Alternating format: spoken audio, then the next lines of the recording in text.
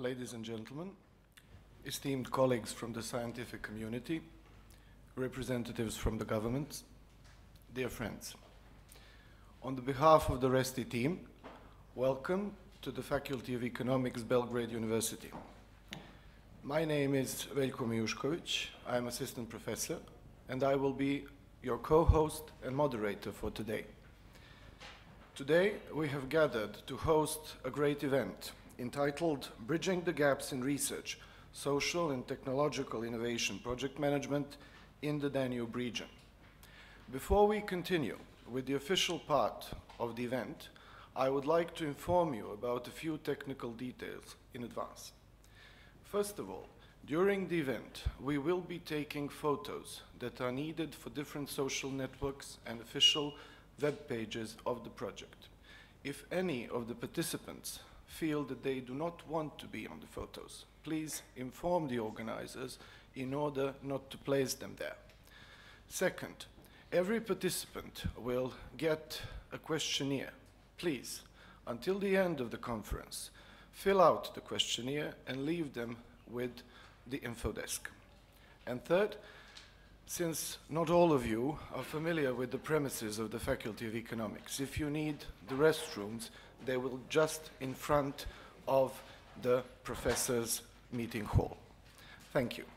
Now, continuing with the official part of the conference, let us first hear a few welcoming words from my esteemed colleague, Professor Ranđelović, the Vice Dean for Finance and International Relations at the Faculty of Economics, Belgrade University. Please let us welcome him.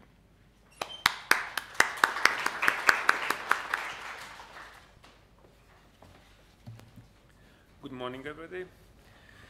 So, dear keynote speakers, dear partners, dear guests, I'm very pleased to welcome you at the University of Belgrade School of Economics on the occasion of the conference Bridging the Gaps in Research in Social and Technological Innovation Project Management in Danube region.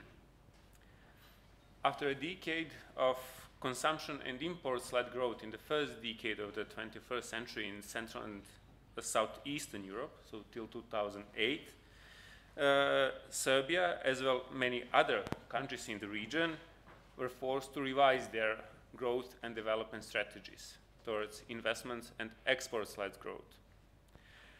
Therefore, investments in physical and human capital became the fundamental determinant of growth perspectives in these countries.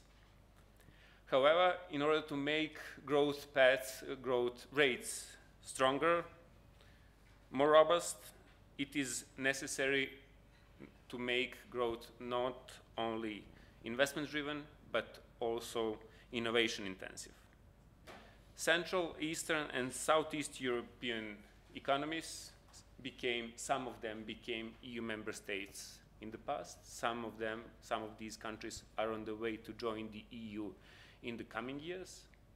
And this creates a new framework for development, for financing of innovation and similar projects. EU membership provides new opportunities not only in terms of access to public funds, but also to access to private funds aimed at fostering innovation-intensive or innovation-driven economic growth. In order to use this opportunity, it is crucial to develop appropriate social capital, thus knowledge and skills required to transform the conceptual business idea into marketable business product. University of Belgrade School of Economics is the school committed to delivering cutting-edge knowledge and skills in economics, business management, and statistics, thus contributing to economic growth and development of the country. While University of Belgrade was founded in 1808, the Faculty of Economics within University of Belgrade was founded in 1937, thus being among the higher institutions in the region with the longest tradition. In the last couple of years, the Faculty of Economics has participated actively in numerous European projects, Horizon 2020, FP7, and similar. From our point of view, Excellence-in-ReSTI is not yet another project. For us, it's a special project for several reasons. First, this is the project we have started working on in 2017 when we were marking the 80th anniversary since the foundation of the School of Economics. Let me be a bit more personal. In 2017, we have started many innovative and good ideas at our school. We have launched the International Double Degree Program in Economics and Finance with the London School of Economics. We have established the Students' Business Incubator startup center at the School of Economics in order to foster entrepreneurship with our students. And to a large extent, this is already a successful project. Some of the business ideas that have been developed through our startup center have already been invited by to attend and to present their products at the Innovation Summit or Innovation Fair in Vienna this year. Second, this is our first IPA project. As Serbia is on the way to join the European Union, it becomes eligible to larger portfolio of funding, of innovation, and similar initiatives aimed at fostering growth. So, till recently, it was sort of a common fact that we normally have like a good idea, but we lack skills and we lack capital, we lack money to fuel development of that idea. I would say that the new normal that we are currently living in is quite different. So there are plenty of good innovation ideas at the market. Money is not a problem. As I mentioned, there are plenty of opportunities to access both public and private funds. So the key potential bottleneck to effective use of these opportunities is related to development of knowledge and skills with mostly young people. It is actually the aim of this project, Excellence-in-ReSTI, to contribute to solving this problem, to make it easier to young entrepreneurs and to all entrepreneurs to make this crucial step, crucial shift from conceptual idea to marketable product. I use this opportunity to thank, first of all, to the sponsor, to the European Union, for recognizing the importance of this project and for supporting its implementation. I would also like to thank to the Center for Social Innovation from Austria, which leads the project and makes for making the effective consortium and for managing the project in efficient and effective manner. I'm also thankful to all partner institutions and to all partner individuals for good collaboration, and also to the guests who attend the conference in spite of the weather conditions that we are facing. At the very end, I would also like to thank our Professor of Strategic Management, Ms. Iva Vuksanović-Herceg, for showing us in practice what effective management looks like. I wish all of us a successful conference, and the guests coming from outside of Belgrade and Serbia, once again, welcome to Serbia, welcome to the University of Belgrade School of Economics. I wish all of us successful work. Thank you.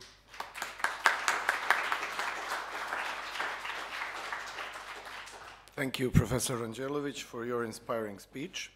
Now we are going to welcome our keynote speakers.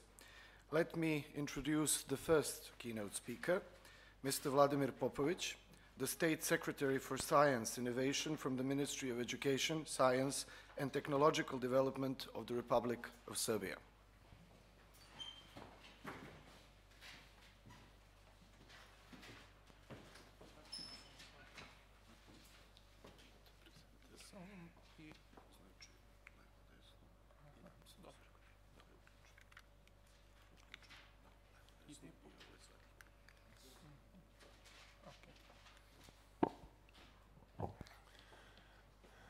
Hello, ladies and gentlemen, distinguished guests.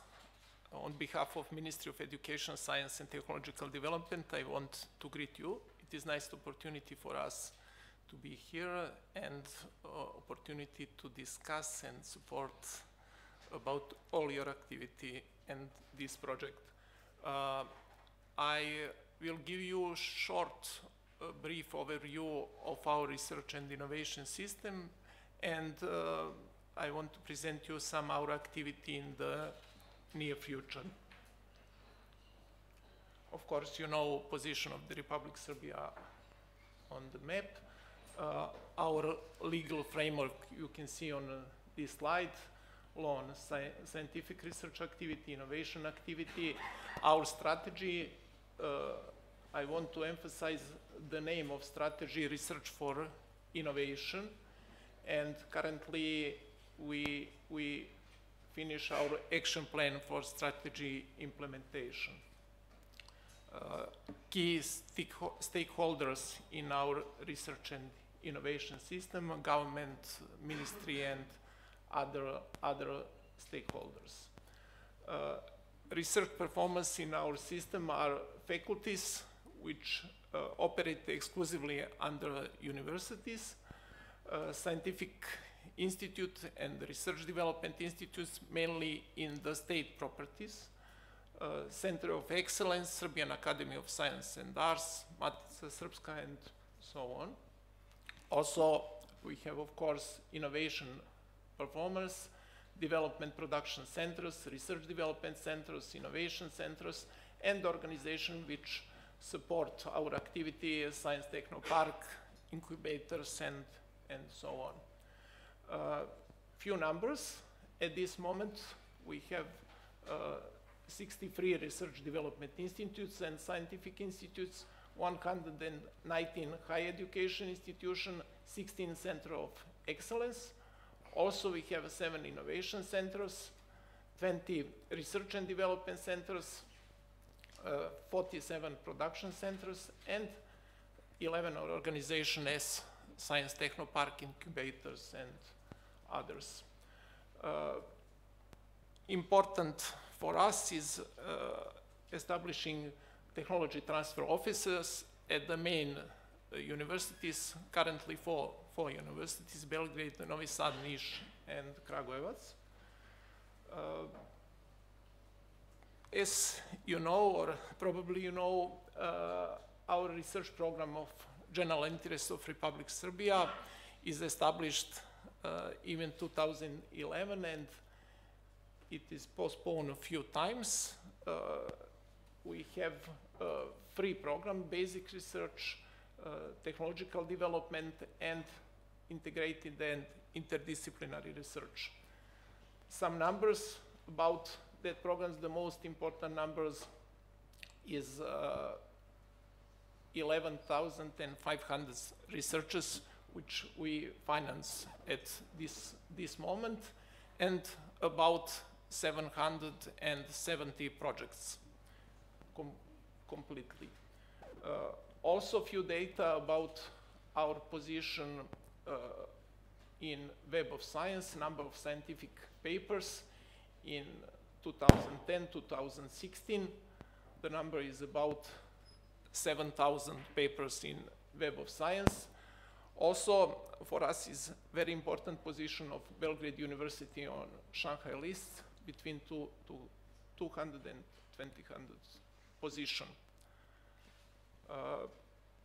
Innovation Fund is organization which is important for our work in area of innovation. Operational since 2011, working is under the supervision of our ministry, and some programs which performed by Innovation Fund, mini grants, matching grants, collaborative grant scheme with R&D and technology transfer facility. Also, other important results of our innovation system is first Science Techno Park in Serbia on Zvezdara. As you know, few data about our Science Techno Park. This moment we have 56 companies, more than 400 employees at this moment, and we will try in the near future to increase capacity of Science Techno Park. Brief overview, higher education system in Serbia, some data about 240,000 students at this moment, 7 state universities, 10 accredited private universities. The biggest university is University of Belgrade with 31 faculties, plus 11 public research institutes. Our summary statistics in Horizon from, I think, September to 2070, complete contribution in all selection at that moment was about 54 million euros. Currently, I think that we are about 60 million euros, and it is good result, but we can see that we can better, and we hope that in near future we have many better results than this. Distribution of our contribution in Horizon 2020, industrial leadership, excellent science, societal challenges, science and for society, and other components. Weaknesses of our research and innovation system: lack of clear and consistent political orientation toward innovation. We made some changes in last year, but it is not enough, and we will try to change the system more intensively. Innovation system is not essential direct towards the business sector. I think that all of you can say the same sentence. Small and medium-sized enterprise, which should be leaders in economic development, do not have capacity for strategic planning. Economy of our country has rather poor resources for development of research and innovation due to the long transition period, almost 25 years. There are obvious shortcomings in management of public research institutions, universities, faculties, many old-fashioned ladies we have in the system, and some other weaknesses. I want to mention inertia as the consequence of resistance to any possible change. Our law on innovation activity was passed as long as 13 years ago. Weaknesses in implementing strategies and policy, and so on. How to move on? First of all, raising the level of innovation policy to the government level. An intersectoral council has been formed on government level, strengthening political support, responsibility, and so on. Innovation should be part of sectoral policies, for example, information technologies, agriculture. Innovation is precondition for economic competitiveness, of course. Greater international openness and orientation. This event is part of that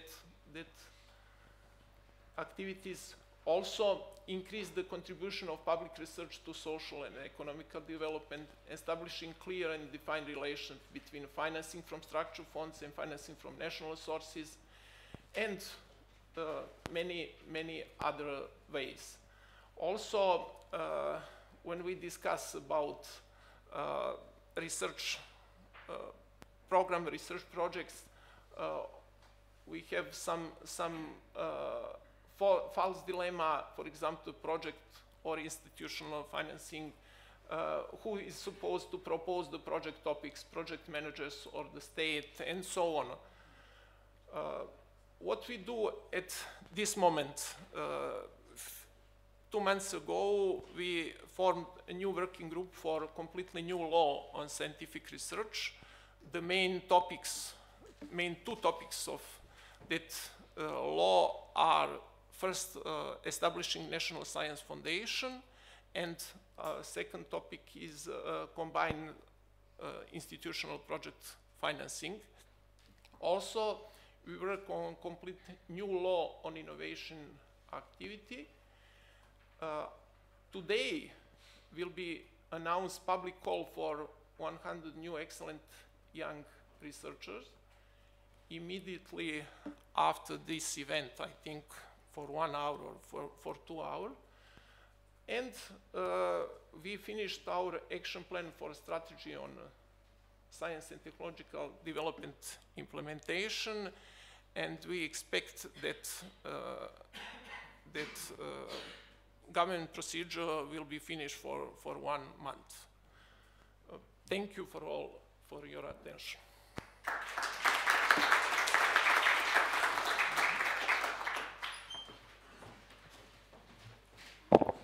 Thank you very much, Professor Popovic. Now, let us welcome our second keynote speaker. It is Viktor Nedovic, Assistant Minister for International Cooperation and EU Integration, and a coordinator of the EU SDR PA7 project. The floor is yours. Thank you very much for the kind introduction. Okay, the presentation is here. Always an after, always a next.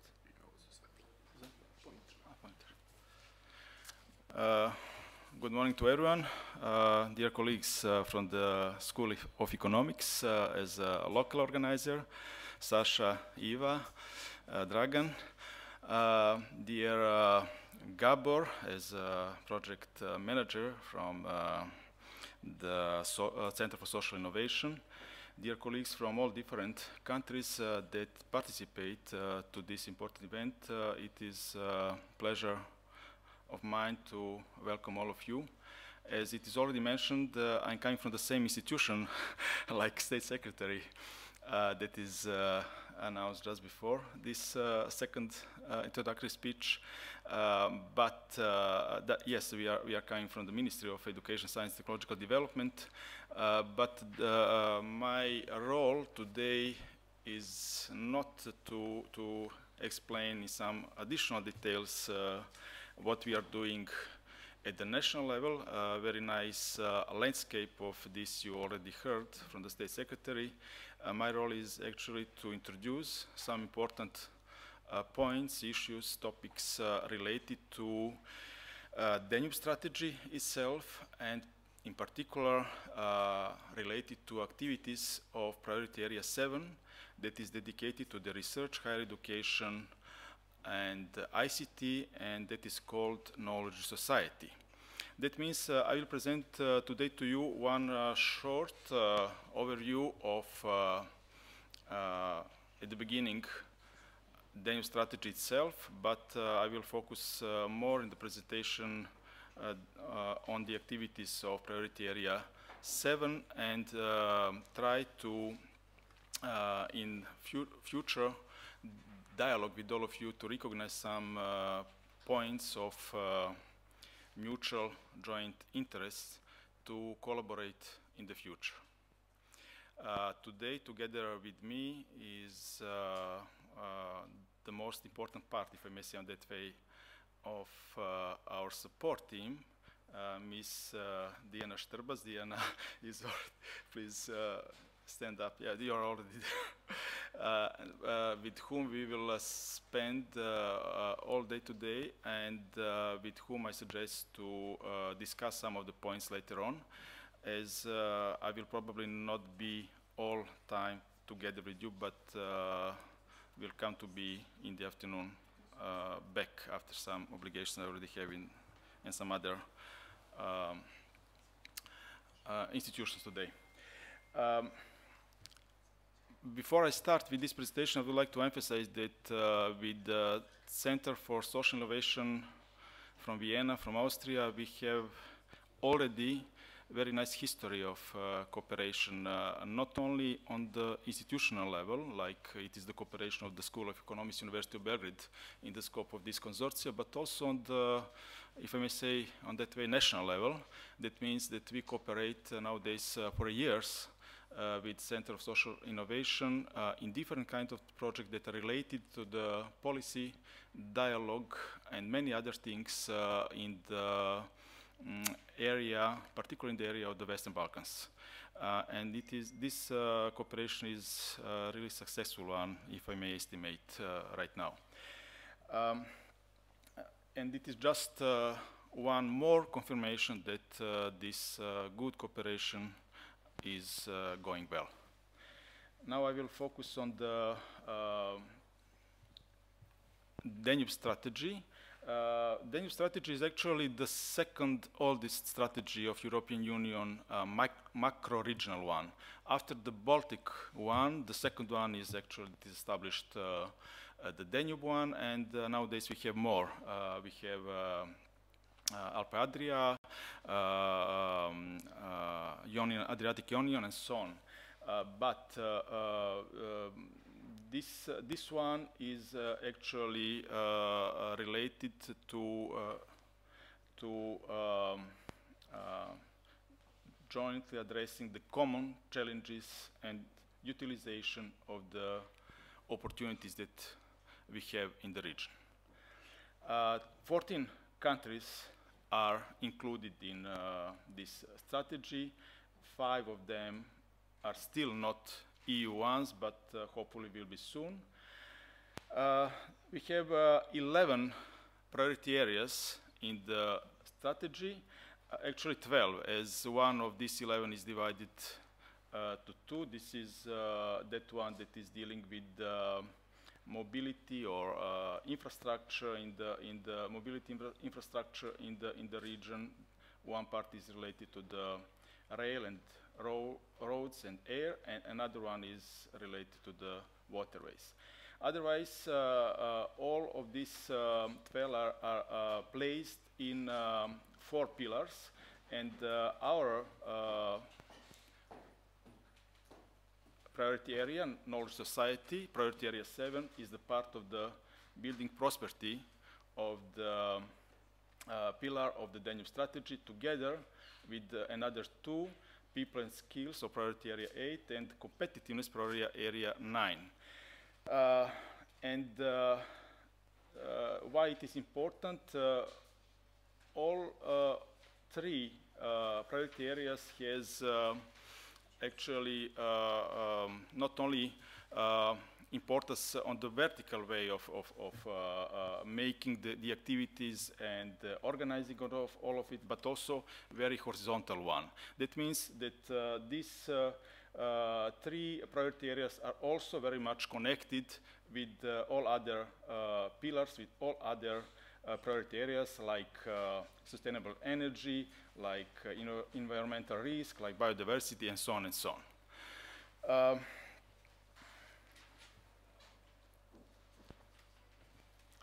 How we are organizing and performing our work. We are organized like a steering group that is composed by the representatives of all 14 countries in the region. The majority of them are coming from the governmental bodies, from the ministries, in some of the cases from universities and some other institutions. Then inside the steering group, or not strictly connected with the steering group, we have actually working groups on the level of the priority areas. In our case, we have, you will see on the one of the next slides how this work or these groups are divided.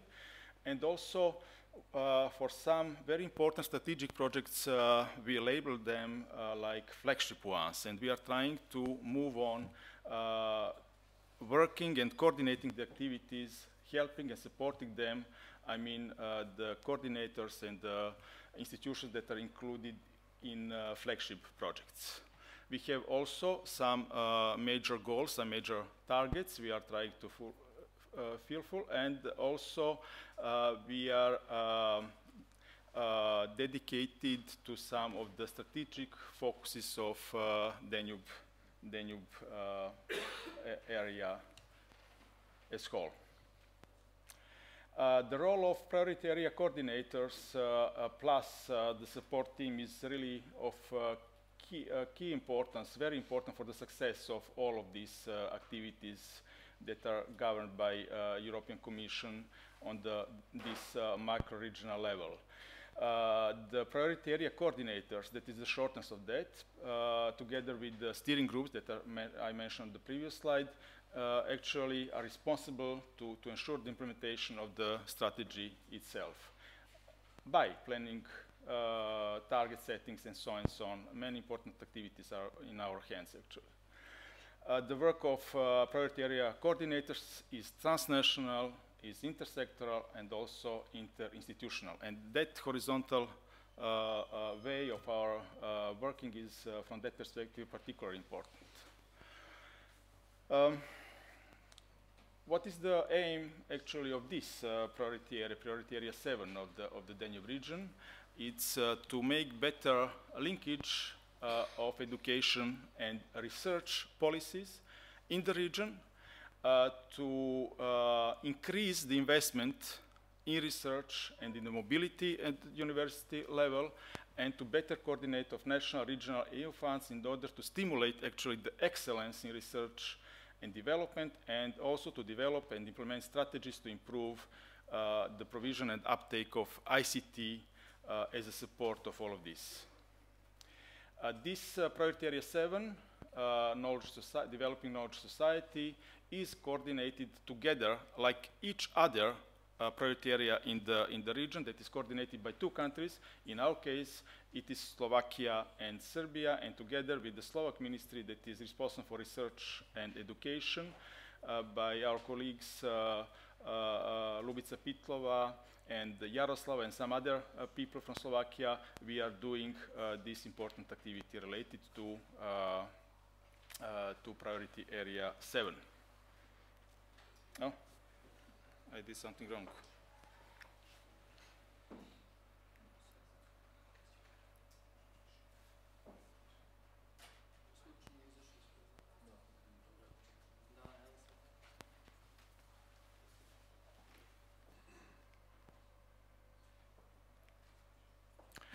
What are our targets?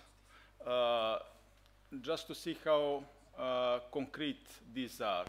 Actually, by funding coordination network, the network that is created in 2016, we should, the aim is to launch, to initiate 2 dedicated calls, activities of the Danube strategy inside the region every year.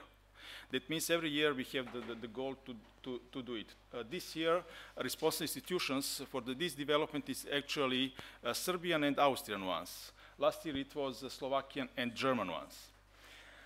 Then to increase the number of co-publications in the region by 50% by 2020, then to develop research and innovation smart specialization strategies in all Danube countries or their regions by 2020. I will say a few words more later on. And to reach 20% of academic mobility within the region by 2020, that is related to the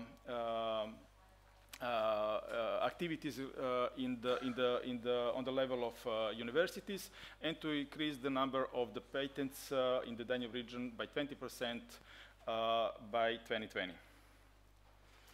I already mentioned the working groups. We have the working group on higher education and mobility that is dealing with and trying to establish the cooperation and to perform the work together with the Danube Rector Conference, the Alp Adriatic Rector Conference, then to CIPUS and some other organizations to increase the mobility in the Danube region and to develop the joint master and doctoral programs. We have working group 2 that is dedicated, and by this working group, University of Belgrade is actually on the top, our coordinator of this. In particular, it is Professor Ivanka Popovic, Vice Rector of the university. Working group 2, Information and Communication Technologies, is about the provision and uptake of information and communication technologies in the Danube region, and it is chaired by or led by University of Maribor, Slovenia. Then the working group 3, Danube Funding Coordination Network, coordination and funding sources, or coordination and combining of funding sources in the Danube region is the major goal of this working group. And as I already mentioned, for this calendar year, this work should be done by Austria and Serbia. Then we have the working group 4 that is related to the communication with JRC with special emphasis on research and innovation strategies, smart specialization strategies. And why JRC? JRC probably for many of you is a well-known institution, European Commission institution that is dealing with the policy support of the European Commission and the member states that is based on the evidence, that is based on the scientific data. That means the JRC is the hub of excellent research institutions plus policy experts that is supporting fully the European Commission and member states in that respect. And the part of these activities is related to the ReSTI, or Research and Innovation Smart Specialization Strategy. JRC is actually dealing with permanent support of all the regions in Europe in that view, and also they are handling the platform for smart specialization for all European regions. And we are cooperating with them, they are cooperating with us actually a lot in that sense. Also, they are offering to us and supporting us through 4 nexus, water, land, soil, air, and bioenergy. It's another way of support, scientific one. And we have not so active at the moment working group 5 that is related to research innovation, but mostly focused on research infrastructure in the region. Romania was the leader of this working group, and we are trying to find better solution at the moment, as we didn't have so many activities in the last period. I will not go in detail for each of these PS7 flagship projects that are the projects of significant, of strategic importance for the Danube region that are labeled by PS7 like flagship projects for the future development of the Danube region. You can discuss probably with Diana later on if you are interested in to see how it works and to be the partner in the future of them. And also you can visit their web pages. In the last period, in the last 2 years, some of the progress on the policy level was related to the PS7 activities that were focused on wide dissemination and policy level advocacy for the strategy itself, then PS7 targets and support to the most relevant PS7 actions. Then we were working on rising visibility of the PS7 targets and the actions we are performing, enhancing the cooperation among Danube countries, and so on and so on. Also, cooperation with the Danube Transnational program is one of the important issues in the last 2 years. We are cooperating with them, strategy, with the program, on the level of I mentioned because your project is actually coming from this program.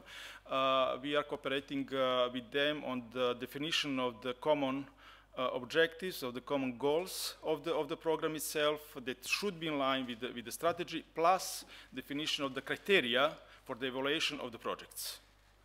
Nowadays, priority area support activities are also supported by DTP. Maybe the most important slide in my presentation is this one, what we did very concretely in the last period, and what we are doing at the moment, and should be of interest probably for all of you, or majority of you. We developed several different supporting research and innovation schemes in the last few years. One of these is related to the activities that was initiated by the German Federal Ministry responsible for research. It is Danube call. We did 2 in the last period. Then establishing the Danube funding coordination network, we did it inside the priority area 7 plus with the help and support of the Danube InConnect FP7 project that was also led by Center for Social Innovation in some previous years. Then we developed Eureka, Danube Regional Call, and some of the countries, not all, participated. As Serbia, we participated in the first call, and we plan to continue again in some of the coming ones. Then we developed together with the Austrian Ministry responsible for research a multilateral call for funding scientific and technological cooperation in the Danube region together with Austria, Czech Republic, Serbia, and Slovakia. In cooperation with JRC, we are at the moment developing the smart specialization strategies in all of these countries. Only in Bosnia we don't have at this very moment some initial activities. In all other countries, like in the case of Serbia, like Montenegro, like even Albania, that is not belonging to the region, and Macedonia. Actually, there are a lot of activities related to the ReSTI, plus, very important for us is the Danube region, Ukraine and Moldova.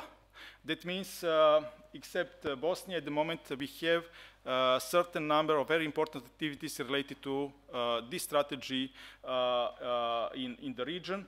And in the case of Serbia, that is seen by European Commission as the most developed in this progress.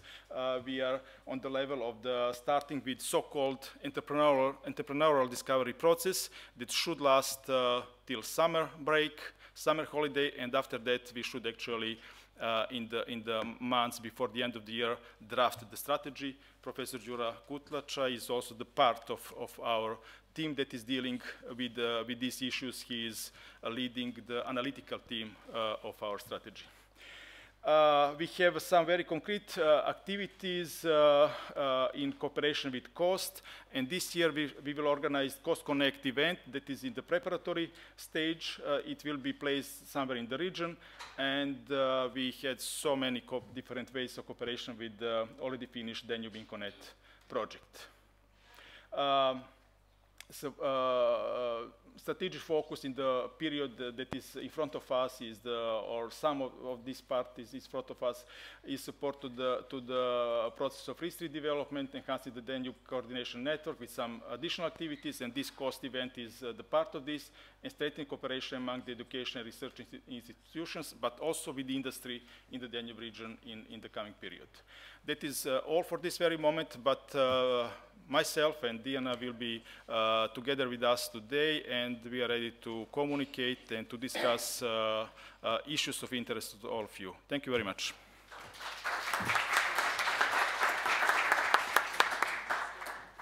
Thank you, Professor Nedović, for a very thorough presentation. Now let us welcome our third keynote speaker. It is Đuro Kutlača from the Institute Mihailo Pupin, and he is Head of Science and Technological Policy Research Center. Please.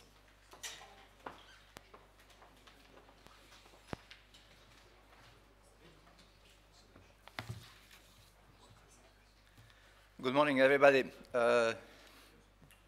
Good morning, dear colleagues from the Ministry, colleagues from the Faculty of Economics, colleagues from a number of countries. Most of them I know, and that's the first of this capitalization strategy results, how to meet the people in the region working on similar projects and then eventually produce something which is useful for our countries and for our work. Thanks to organizers, I have opportunity to present two another DTP projects which are financed within the program and realized in Serbia. Mihailo Pupin Institute is a partner on both of these two projects, and I will tell you just a few important issues concerning these projects, but you will be supplied with a presentation that you can have much more information. And simply because of this very short time, I will go rather quick to the main point, which is actually capitalization of results of our activities. As you can see, the first one, EduLab, project. What is the idea of this project? I will go quickly just to this first issue. It's how to make higher education really useful for professional orientation of our students. I know that it is a common problem for most of the countries, for all countries practically, but we managed this last 2 years within the activities of Ministry of Education, Science and Technological Development to bring in live law concerning dual education. But this is a law which works mostly with secondary education. It is extremely difficult to do anything with the higher education. First of all, because of autonomy, and this autonomy also gives us, as a professors, opportunity not to do anything concerning practical work, particularly with the companies. And this makes all changes in higher education very, very difficult. EduLab project is addressed exactly to first initial steps in order to change these habits of universities. And we are trying now in Serbia, together with several faculties, and we are approaching slowly to Faculty of Economics as well, also to join these activities to change some curriculums, at least in this small percentage, which is not demanding for new accreditation process, but to change something which makes this education really closer to labor market. And we heard this morning these 3 new programs within the Faculty of Economics, which are really very much highly close to the needs of, first of all, business of finance. But there are a lot of other rooms and other spaces for improvement and changes. Thanks to this smart specialization strategy, what we are working on last and this year, we are able now to say that there are also progresses in changes of IT curricula in some of, first of all, public universities. And now we can see teaching rooms at some companies where students are now really not close to the companies, but they are in companies, trying to get knowledge which is really needed for their business. This is about this first project, and I will go quickly to another project, which is, again, a DTP-funded project. This project is also addressed to young people. And I can say that most of the DTP activities could be linked with the 2 major keywords, youth and innovation. And that's very important. Most of the activities are addressed to young people, how to organize their life in the future. And the second keyword, innovation, means that this organization of life in the future should be based on knowledge. Knowledge which is practically oriented. And this project, NGS, we are trying to develop something which is called innovation labs. We are working together with municipalities of participating countries in this project. And as a real outcome of this project will be in every participating country, innovation lab in some municipality, where we have a possibility to organize young people starting new companies based on innovation, using their knowledge to develop some products offering to the market. And those are these 2 projects. And now I will go to the, because of all these shortages in time, how to better use projects. And this is a common problem for all ministries that finance research projects. First of all, because of our research community.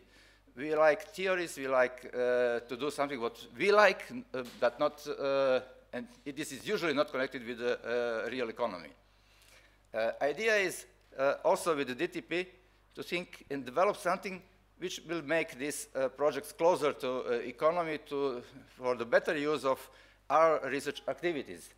And one dimension is, of course, for DTP capitalization strategy is regional dimension, but asking people like you and us who are involved as a partners in these projects, people, time and money, who will do this diffusion of results, what time will be available, and who will pay for this?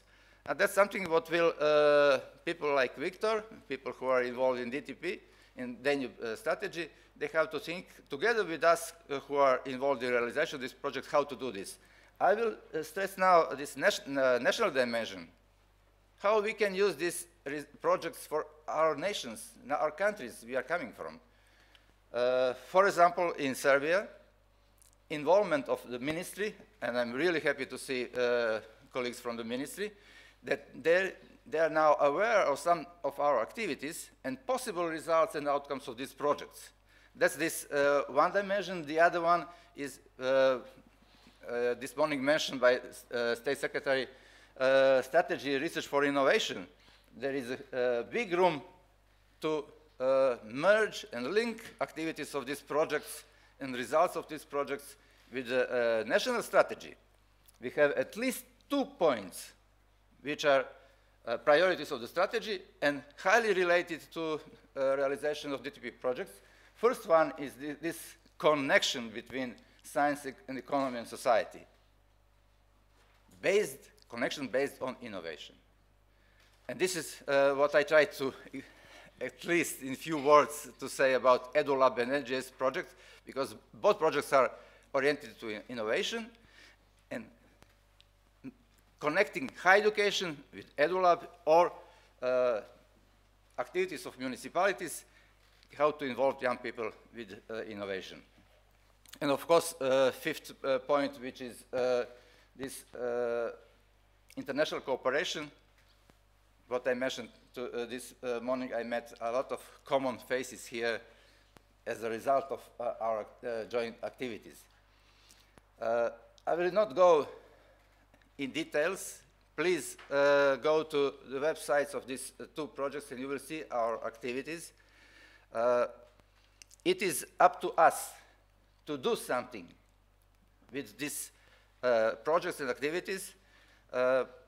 There are more and more trends in all European countries to reduce national funds and push researchers to use more international funds, EU funds, Horizon, but we all know how big competition is for EU funds. I don't know, Victor, how is success rate for Horizon, 3% or less. It is huge success rate of applications. It's a really huge competitiveness. And it's difficult to reach projects in Europe. From the other side, it is necessary to have this national support, but at the end of the day, we have to do something which is really useful for our economies and our societies. Thank you.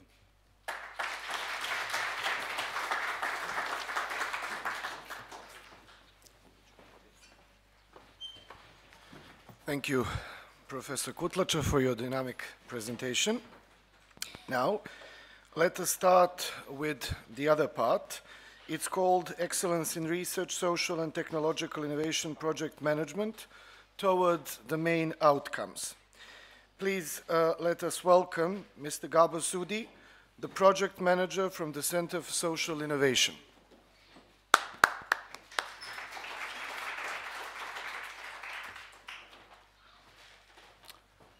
Thank you very much. First of all, I would like to thank for the wonderful organizations and the real warm welcome of the University of Belgrade, of all the organizers. In contrast to the extreme cold weather, I think we got the warmest welcome that is possible. And I would like to continue after we were hearing 3, I think, quite intriguing keynote presentations about the policy progress in Serbia, in the Serbian R&D and I landscape, and the Danube macro-regional strategies priority area 7, and afterwards really important about the ongoing capitalization strategy in the Danube Transnational Interreg program. I would like to now come to, I think, to the project level and what was the progress in our project and what did we achieve. I will be very short my reason to be short, that my presentation is really just an appetizer for what's to come, because we have 3 more detailed presentations afterwards about the main outcomes of the project, about the modules that we are going to produce, about the call for applicants, which starts today, and which is very important, and about the info desk, which was developed in the project. So, what is the general idea of our project? When this project was written, it was written with one really big objective, that it was seen that project management skills are lacking in the Danube region, and we should do something to improve the skills of young graduates and the early stage project managers. Like we saw already in the presentation about the statistics in Serbia, they are improving, but there's still room to improve also in the lower Danube region, in the non-EU countries, and also in EU countries. But people generally who are implementing, who are writing project proposals, are lacking some specific knowledge. For example, they don't know about the funding landscape, or they don't know about the programs. They are not so sure how to plan it financially or contextually. So this was the basic idea. And our solution, what we offered here, on the one hand, it's a blended learning program, an e-learning program, and an info desk service, which where you people who are really lost or really cannot find answers anywhere can come there and ask them and check there also other information and how to go forward with the projects. The project objectives, which is always linked to these bigger macro-regional objectives, are these long-term aims, which is on the one hand that we would like to increase the competencies of these people, of the young graduates and early stage project managers, and we would like to, of course, with these increased competencies, provide them a higher chances on the labor market. On the other hand, we have a work package which will develop a strategy and a roadmap where we will give recommendations on how do we see that how we can improve project management in research, development, and innovation projects in the Danube region. Okay, as it was said before, it's 14 countries which are in the Danube macro-regional strategy, and as you can see, almost all countries are in our project. I would like to say that you can see that we have 6 work packages which are led by 6 different countries. The Center for Social Innovation, the University of Belgrade is leading the communication work package. ArcFront Research Institute from Bulgaria leads work package 3, which is about networking and roadmap, while we have Montenegro, who are leading together with Euroviana the Infodesk work package, and you can see the Charles University and the University of Applied Sciences from Burgenland are cooperating quite closely to make the pilot implementation of the soon-to-be developed modules happen. Otherwise, as you can see, we have partners from Hungary also, from Ljubljana, from Croatia, from Bosnia. And we also have a big networking, all the partners to all the other countries which cannot be present in this consortium. The duration, we are around the half time, let's say. It started in February last year, it will last until next year, July. And what I wanted to say that it's a really important date. We will have a presentation from our esteemed colleague from the University of Applied Sciences from Burgenland today, that today is the official start of the call for participants. So the link is already ready. If you are interested to participate in this offer of our ReSTI blended learning modules and courses, then it's your chance. From today you can apply for this. But as I said, this is really just an appetizer, because there will be much more information about this soon in the next 2 presentations. Otherwise, my presentation is titled Towards the Main Outcomes. So what are the main outcomes? Just really fast, not to bore you. When we started to make the courses, of course, the first thing is we should check what are the needs, what people need, what young graduates and early stage project management think this is important for them to learn about more, what policymakers think, what people from the different ministries, from the different agencies think, that what is it, what is the knowledge that we are lacking. Of course, according to this, we will develop our courses, our curriculum structure. As you can see, we were quite successful in getting answers from all around the region. We made a desk research in all 14 countries. We collected a little bit more than 50 best case practices and project management issues in research, development, and innovation. We made a Danube region-wide survey with almost 1,000 replies, and we conducted almost 200 interviews. We are in the process of analyzing them. We have already preliminary results, so we have quite a nice idea that what we should offer for you in this pilot learning which will come up from this autumn. And according to this, what we analyzed as gaps missing there, we made a preliminary curriculum which is consisted of these 5 modules. This is EU policies, project design, project management, social innovation, and business innovation. So these are the big topics. In the call for applicants, you can see that what are the smaller thematic there, which is already on the course level. I think we managed to really make something which is novel and could be really useful and interesting for people who are willing to learn and are ready to learn more about project management.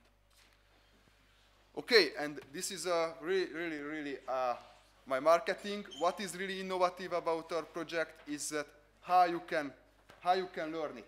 It's not just about that everything is there on a platform and you can just check it like in some other programs. We have there 5 different doors, so to say, and you can see it also here on this folder. And this is for people with different needs how to learn. If you are a studying type, you can study in the library. If you want to visualize something, you can, or play with it, you can go to the playground or cafe. But this will be all explained. As I said, I want to give you really an appetite for in a later presentation, and from 3:30 we will have a very nice workshop on it, where I think it would be really interesting for everybody who wants to participate in this pilot program. Okay, so as I said, we will start today. So from today you can apply for it until the end of May, and there's the link. It's recorded, also it will be available on our homepage. So if you go here, you can check it. There's an application which is not so difficult. So please, if you think that it's for you, then make your application. If you have some questions, there are the email addresses you can turn to me or to my other colleagues. Okay, and last but not least, next to the modules, next to the curriculum, we developed the info desk, which is a homepage. It's done here. This is already available. This you can already check, which will have 3 main functions. One of them is a knowledge base, where you can find some glossaries, some useful project management tools which are freely available in the Danube region, some national and international R&D and I calls, a frequently asked section which will be continuously updated. This is really a bunch of information there that I think can be useful for students, for example, also in this university who are thinking of continuing their career in the project management field. Also, we have self-test questionnaires, which are all related to our courses, where you can very easily test yourself that, what do I know about this and this topic, risk management, for example, financial planning.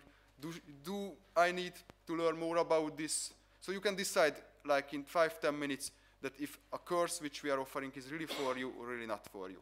And maybe the most innovative one, that it's a virtual info desk, which means that you can ask their questions and our partners will answer for it. But all this will be also detailed in the afternoon, so I will leave it like this, and I urge you and I encourage you to try out this link and this homepage. Okay, my last slide is about what's upcoming. We have an official launch on 14th of March of the InfoDesk. It's another link. It's organized by the Center for Social Innovation and Euro Vienna, and it's a limited event, so there are not so many places left. So I also say that if you are interested in this, then please go to this link and please register, because there will be quite a lot of and quite interesting and useful information coming up there. We will have National Information Days during the spring, which will promote our project activities. Also in Belgrade, please come to your university and check our homepages that in your hometown or in your home country when the National Info Days will be upcoming. As to the pilot program, we'll start from October. As I said, you can already apply for it. And what is, I think, more interesting maybe for people from the ministry and other policy-making organizations, that next year we will be ready with our roadmap and strategy on how to improve the project management in the research and development and the innovation field.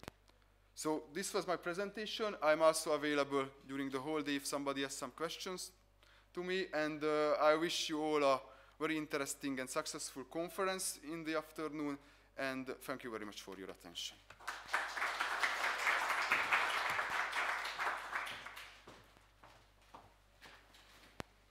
Thank you, Mr. Sudi, for this appetizer, as you said. Now, we are continuing. Our next speaker is Regina Roland from the University of Applied Sciences, Burgenland. Professor, please welcome Regina.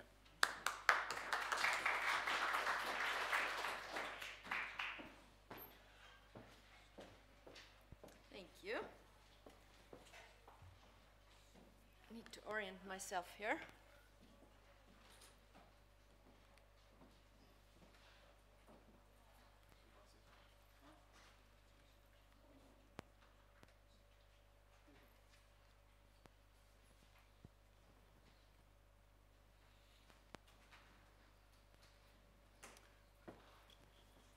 Good morning. I'm Regina Roland, and I'm here to represent also our university, University of Applied Sciences in Burgenland, that's in Eisenstadt, in Austria, close to Vienna. And these are our students. And we're, of course, we are very happy to work with all our partners on developing a really unique program. So we have developed 5 modules. And I'm sure you're going to get the depth of that in some other presentation, but we have a module on EU policies, on project design, on project management in particular, on social innovation, and on innovation for the business context. We have developed a unique approach to learning, to e-learning in this case, and we call it the ReSTI 5-door approach to learning. So we also already published a paper on it that is actually being published next week in Spain at a conference. And we're basing our work on research. So we're basing it on David Kolb's theory of learning. So he's a social scientist who got his PhD at Harvard. And what he found out and has been working with for over 30 years is this theory of the learning phases. So what he says is that there's 2 continua how we work with information. So there's one that is represented here on the vertical that has to do with how we absorb information. So on one continuum, we absorb it by thinking and reading and doing this by ourselves. And on the other end of the continuum, we work with other people. So we learn through conversations with other people. We learn through relating to them, and having feelings and emotions are part of that. On the continuum that you see here on the horizontal, on those 2 ends, we're talking about how we process information. So what do we do with that information once we have absorbed it? And so on one side, you would have the observers. So these are the people that like to watch someone else doing something, and they learn through that process. And on the other end, we have the doers. Those are the people that don't want to read or talk to anybody or read any instructions, but go ahead and just do and learn by doing. And so all of us really learn in all these ways. And we have preferences for particular circumstances or particular content. And most of the time, when teachers design learning lessons, they do it in the way that they prefer to learn, because that's natural to them, right? So all of us have a favorite place on this Kolb wheel, is how we call it. And what we want to do in our 5-door approach is that we want to make sure that we're covering all the bases. so that you can actually absorb and process and do something with the content in different ways, and that you can choose how you're going to walk through that learning experience. Another person that we are leaning on is Tyagi, and Tyagi is an Indian social scientist, and he lives in the United States, but he developed early on in the e-learning world this, what he called the four-door approach, so we added another door to it. But he found out that when he lets people move through any of these, his 4 doors, in the way they want to, that they were doing much better, that the assessment was higher, and that they had more fun doing it, and actually could move through it faster. He works in the corporate world, and he designs games and interactive activities for them. So here's our approach. We have the 5 doors. So we have the library, the cafe, the playground, the forest, and the assessment. And we also have the ReSTI Plaza. And what we would like to achieve with that is that students and participants can go through any of these doors. So you can start at the library if that's what you would like. You'll find a bunch of information in the way you would find it in a library. So books, e-books, links to interactive material, or also games and videos that you can just simply watch or absorb in that way. Then we have the cafe, where you would learn with other people. So you'd be prompted with activities to do that. Then we have the playground, where you actually do something with the information. The forest, where you reflect upon your experience. So what I've learned from Tyagi is that we don't necessarily learn from doing an activity, but reflecting upon our doing and our experience with that. And the way you would walk through a class, so each module has courses attached to it, and you would walk through the course in any way you like. So you can start here or there or there or there. In fact, you could start at the assessment. You could go and try to take the assessment and see if you already know the content.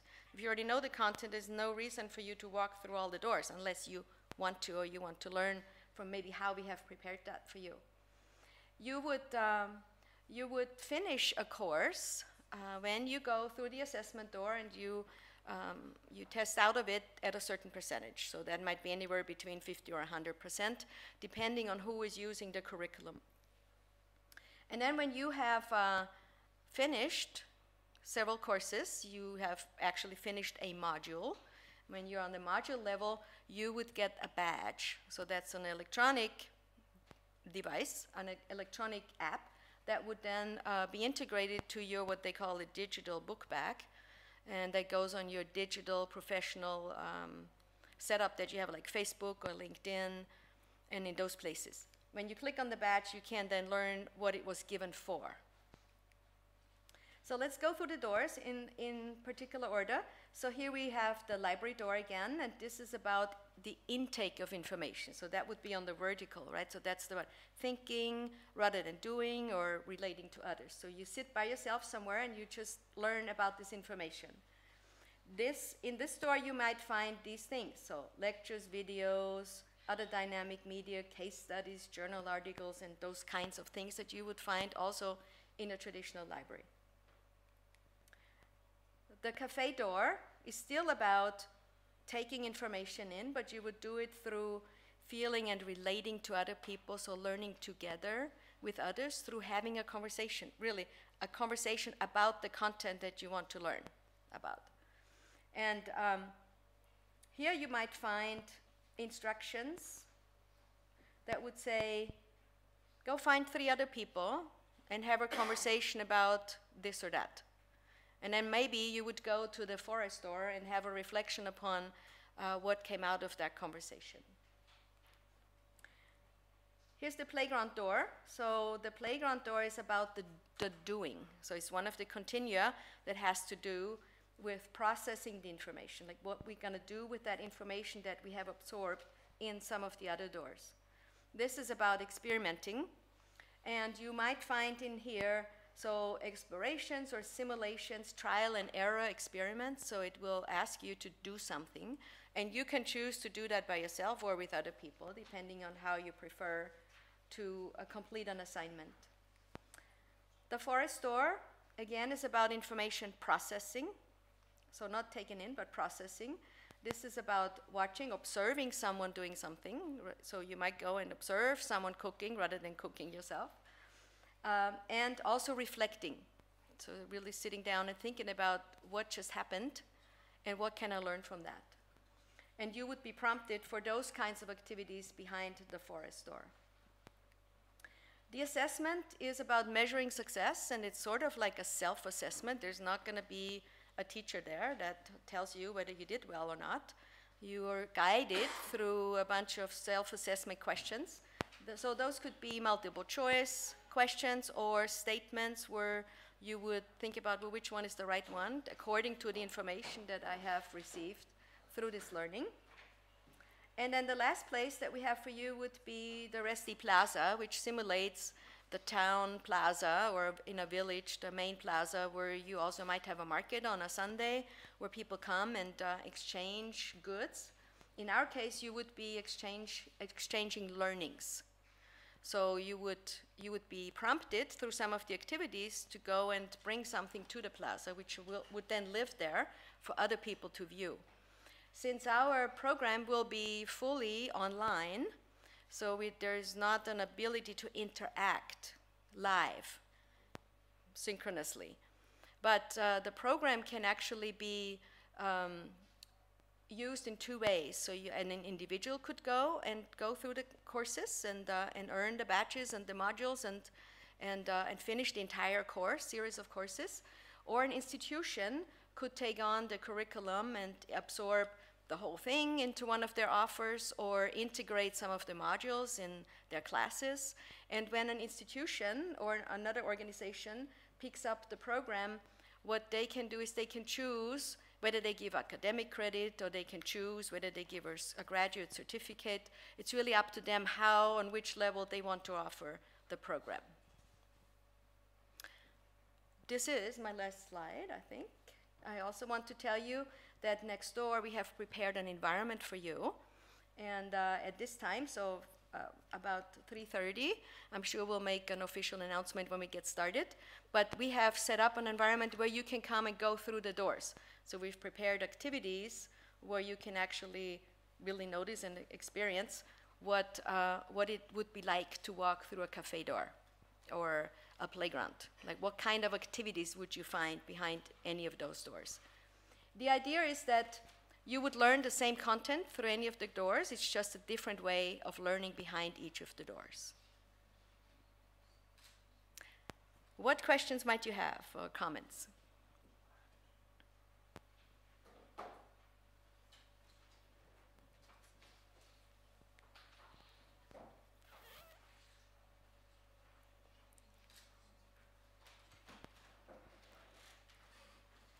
Okay, then I think I'm going to hand it back to you. Good?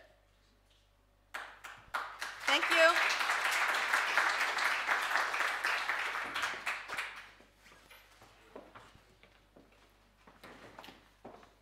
Thank you, Professor Roland, for this very interesting presentation. Moving on, ReSTI pilot call for participants, and Ms. Claudia Kammer from the University of Applied Sciences, Burgenland, also a professor. Please.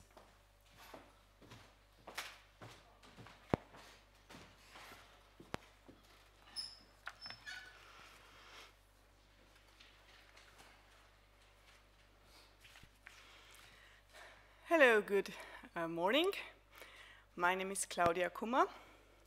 I'm a professor of the University of Applied Sciences in Burgenland, in Eisenstadt, where we have as cold weather at the moment as here, even colder, which is not very usual. And I'm very happy today to have the honor and kick off the call for applications for the Excellence-in-ReSTI program.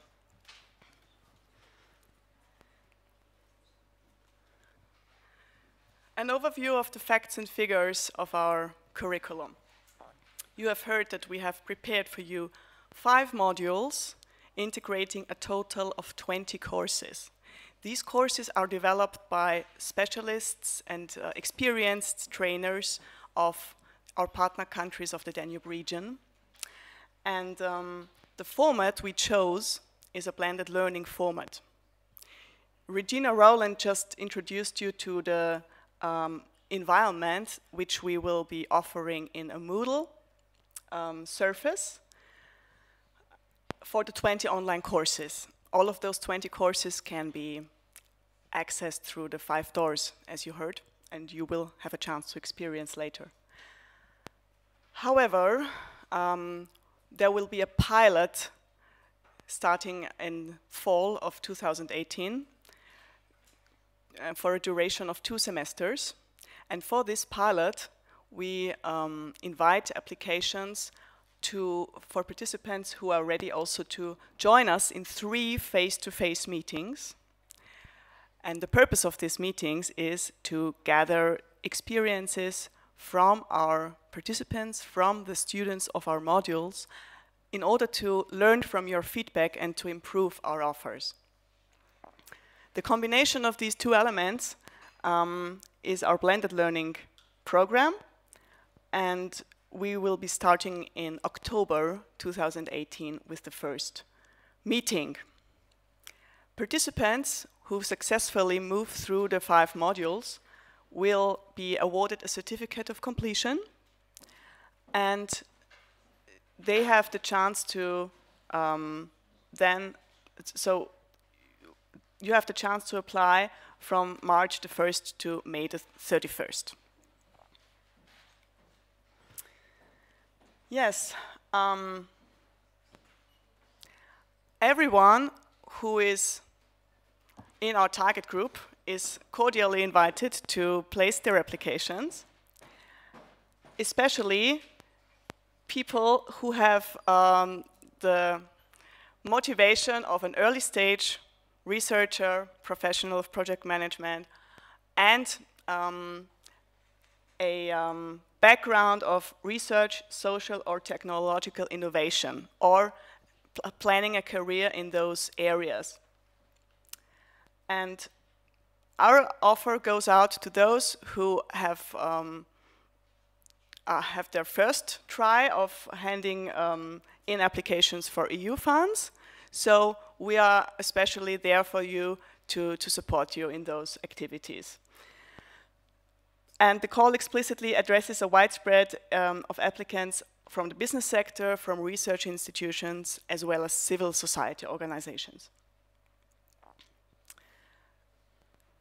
You see here 3 students on the photo studying at the campus of Eisenstadt, which is where we will have the kickoff meeting and also the final meeting of June 2019, where we will award the certificates.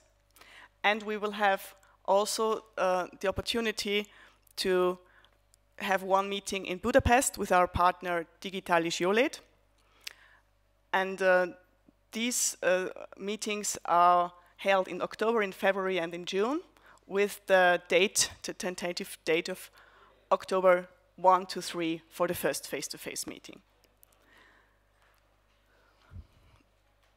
The Moodle online learning environment is designed by the partner Charles University in Prague, and they create a modern and friendly learning environment with the opportunity to discuss also and exchange learning outcomes with peers, because in the pilot we will have a group of participants who will also be engaged in communication and regular exchange with the trainers, the module leaders, course developers, and with other peers. Feedback and evaluation is an essential part, is an essential pillar of our pilot curriculum.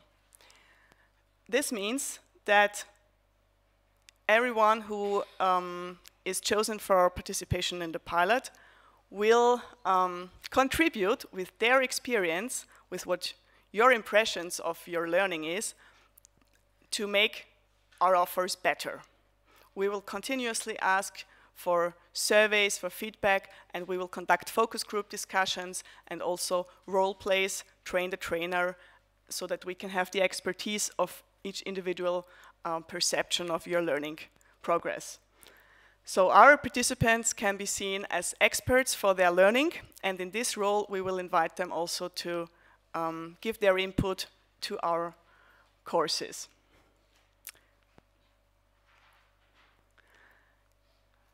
You see here before you a timeline of how the pilot will be organized. The yellow phases are the online learnings. In these online learning phases, participants will be more or less flexible in organizing their time they invest into their online learning. And the important pillars or cornerstones are the face-to-face meetings. In the first one, there will be an introduction for the participants and a get-together, getting to know each other, getting to know the trainers and the organization and the system of the pilot. You will be shown how to work in the learning environment, and you will be introduced to the basic content of the modules and the courses so that you can have an outline of what you are going to learn and how you are going to organize your learning for the online phase. The first 3 modules should be completed in the first semester with guidance and technical support by our team colleagues and with the constant feedback loops. And so that we are in a situation when the second face-to-face meeting takes place that we can have a midterm evaluation on those 3 modules. In this meeting, we will revise the curriculum content and integrate the participants' input. In the second online learning phase, modules 4 and 5 will be addressed in the online phase, and then in the final face-to-face meeting, we will go through in a feedback process those 2 modules, and also according to the completion rate of each participant, award them the certificate of completion.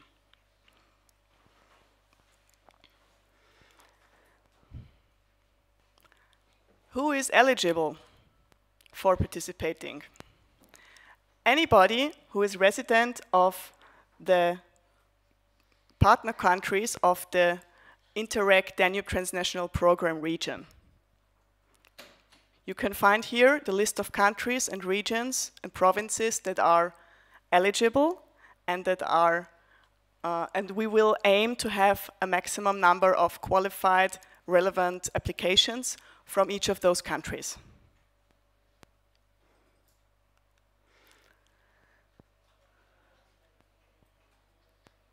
In detail, we ask of applicants to fulfill certain eligibility criteria. They should be early stage graduate, project managers, or innovators. You could be a member of a research institution or higher education institution, of subject matter expert or industry, or of small and medium enterprises, or also of civil society organizations, including NGOs. So all of those are our target group, and you can also look at those informations in the flyer that was attached to your folder, so you can see who are eligible target groups. Entry criterion would also be to hold at least a bachelor's degree or an equivalent qualification which was attested by a nationally certified institution. And fluency in English would be very beneficial also for you as a participant, because all the modules and courses will be held in English, and also the support language will be English throughout the countries. Yes, and the final one, maybe the most important one, be motivated to change something in your education career for the even better. You heard in the keynote speech that there is a highly competitive environment for EU funds, for getting a grant for projects. But with this course, with this curriculum, you might be one of the better positioned applicants. So if this is your motivation and if you are enthusiastic also to join our team, which is also highly motivated, to obtain the knowledge and know-how in the professional area of ReSTI management, then you are very welcome to place your application. What do you get when you finally go through that 2 semesters with us? You will have a chance to complete all the 5 modules of project design, EU policies, project management, social innovation, and innovation in a business context, and fully participate in the 3 face-to-face sessions. If additionally you engage in the regular feedback loops with our course developers, then the certificate is yours. You will have a certificate awarded by the consortium, which proves your completion and participation in this innovative ReSTI pilot curriculum. Additionally, as my colleague Regina just addressed earlier, there will be a chance to collect virtual badges, which can be attached to your LinkedIn profiles, your social media, professional profiles to show your achievements. What do you have to pay for that? What is for free isn't worth anything. Is that true? Not at all, of course. Our project is funded by EU funds, regional development funds, and therefore you will get this program for no tuition fee. And additionally, we are lucky to be able to fund also travel and accommodation for a selected number of 25 participants who can come to Eisenstadt and Budapest for our 3 meetings, and who we will invite to stay with us for 2 or 3 days for each meeting, and have our professional exchange rounds. Okay, so you benefit from those funds and also the IPA fund and the co-financing of project partners, of course. In turn, what we ask of you is the chance to make this curriculum even better for generations to come, and for those institutions who then want to pick up the course and integrate it into their programs, be it academia or NGOs or non-academic educational institutions. Yeah. Now, you see that we have 25 funded places. Now, don't worry. Even if we have some minimum 1 applicant from each country, it's true that there is 1 or 2 places for each country, but don't be discouraged. We have room for non-funded participants. You even can, if you are not chosen for funded participation, participants who have fulfilled the eligibility criteria are contacted by our team to explore the possibility for non-funded participation, which would mean that you would not have to participate in the travel, but there would be a chance to complete modules, for example. Our team is still exploring the opportunities and how we would best organize it, but we would really like to offer many participants the chance to contribute and to benefit from our course. What do you have to do? My colleague Gabor Südi already showed the link for the application survey. It is an online form which will be open till midnight of May 31, and which will ask you to provide your personal data, first name, surname, country of residence, etc. And we will ask you to write a curriculum vitae following the Europass format. You will be shown a link to that format, to that template on the website.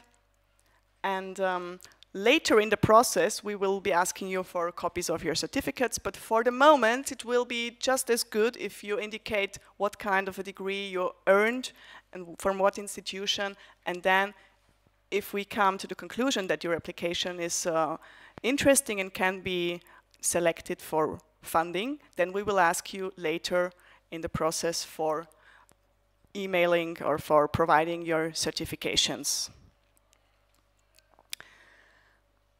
I would like to draw your attention to the last 2 points. As I mentioned earlier, we think it's essential that you have a context in which you can really benefit from this course. That's why we ask you to provide a short description of your previous experience in the area of the course modules addressing research, social and technological innovation.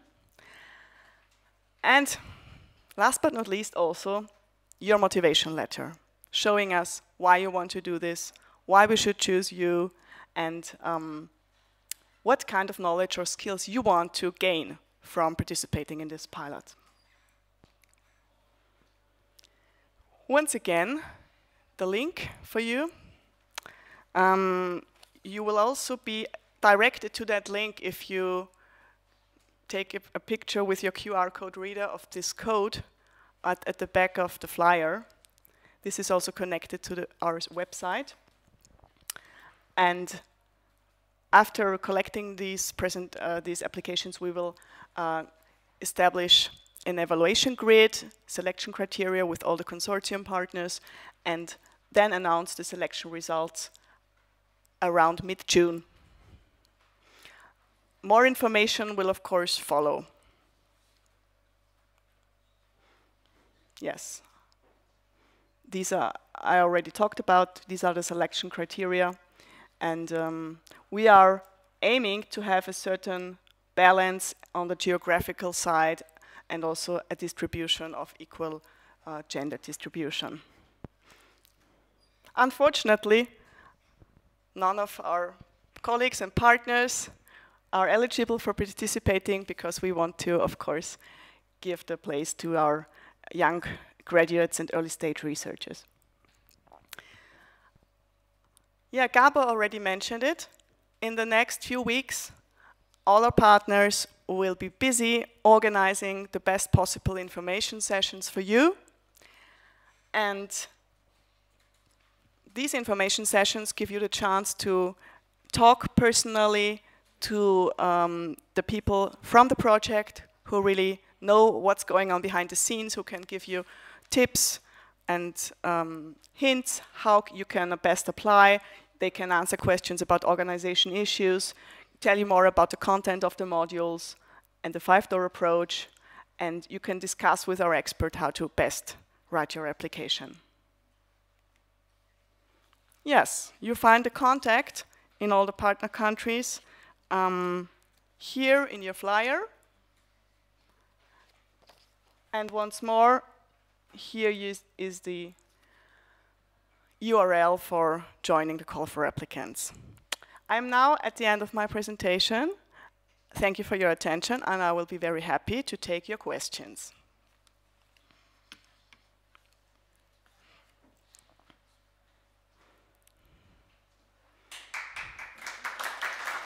Thank you.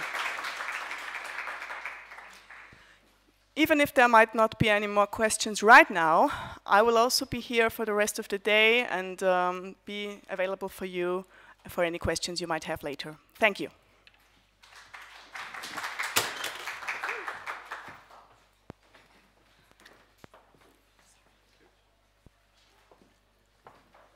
Thank you, Professor Kummer, for your very interesting presentation. As you have heard, if you have any information about this or any other previous presentations, feel free to ask. If not, I invite you all to have coffee and refreshments in the cafeteria on the first floor, which is just outside to the right. And we will have a half-an-hour break, after which we shall return with the event and the conference. So please, you can go to the coffee room and have some rest. Thank you.